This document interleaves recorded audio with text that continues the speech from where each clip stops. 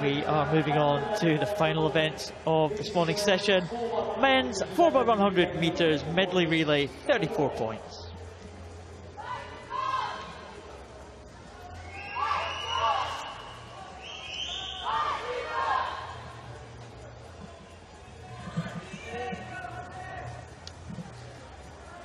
Well, there's the Australians. Busy morning for Timothy Hodge here, back in the water. Great experience for him, though, being a part of this impressive Australian quartet.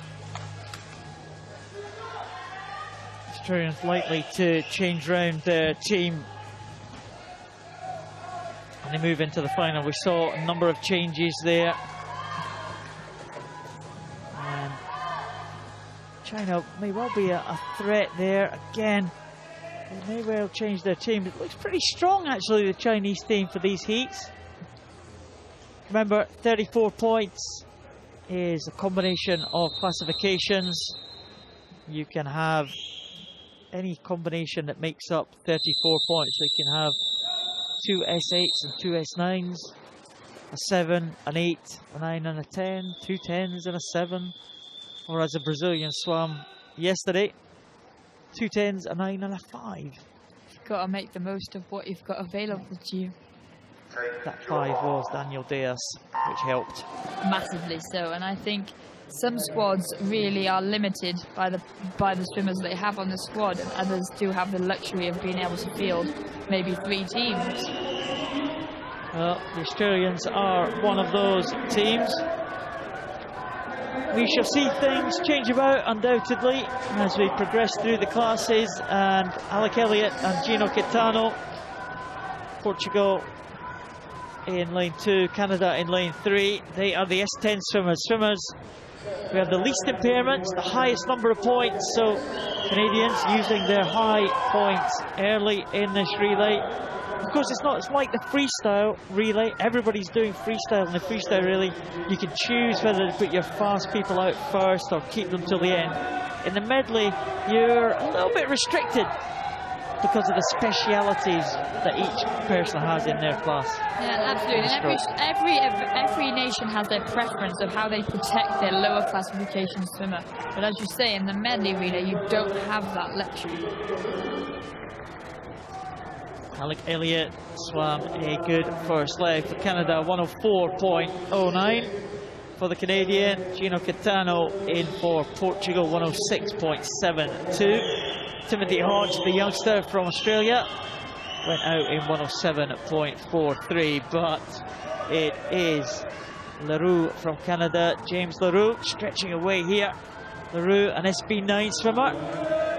So he is a swimmer with a minimal impairment, and the Australians going with Timothy Diskin, an SB8 swimmer. Very close for second, third and fourth, but Canada having a good swim in the early stages here. Canada are an example of a team who have used their higher classification swimmers in that front end of the speed, but South Africa are coming back down this length with Kevin Paul, world champion in the individual 100 metres breaststroke. It's great to see them in a position where they can actually field the team, because quite often they don't have enough swimmers for a men's relay squad. Well, Canada still lead. Kevin Paul has brought South Africa back into contention there. Jean-Michel Lavalier from Canada, an S7 swimmer, goes on the butterfly leg, and it's Ahmed Hassim goes for South Africa on the butterfly leg and immediately goes into the lead. As the S10 swimmer, he's going to have that advantage, and he has taken the lead, and it's great to see him coming back into some kind of form. He hasn't competed internationally for a couple of years, and his training has taken a back seat because the nature of the way that Ahmad lost his leg, he was actually in a shark attack, so now there's a lot to promote protection of sharks, ironically, and raising people's awareness of sharks, safety in the water with sharks, and that has taken up a lot of his time. But I'm sure that in the run into Rio 2016, he's going to focus all his attentions back to the water. Well, he is leading the South Africans here as they come into the last change over, but they do have a lower class swimmer on the final leg, and that is Hendrik van der Merwe, and it is going to be a tough job for the South African to hold on to this lead. China have got Wang Yinan on that final leg, and I think he is going to catch the South African. Australia go with Blake Cochrane, and Canada go with Jack McAllister. So the three S8s are chasing down the S6, and I think all the three S8s should go past the South Africans here.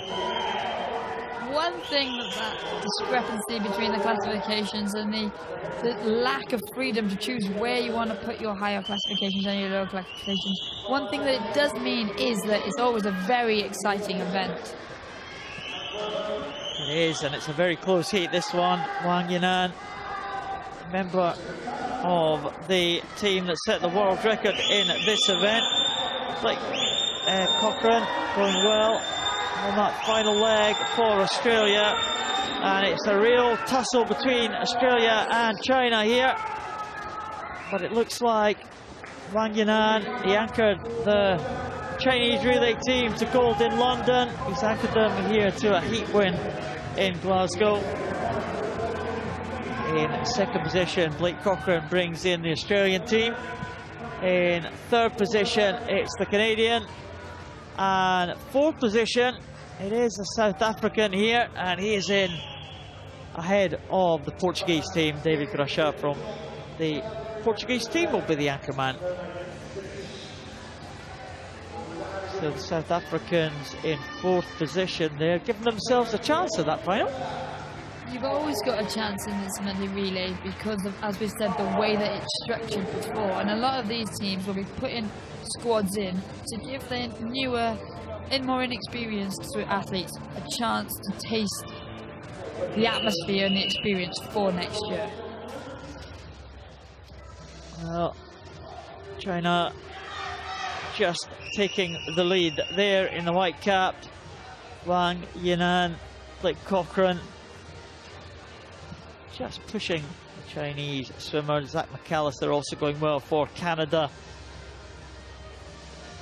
And China take that heat one. Australia in second position, Canada third, South Africa fourth in a new African record.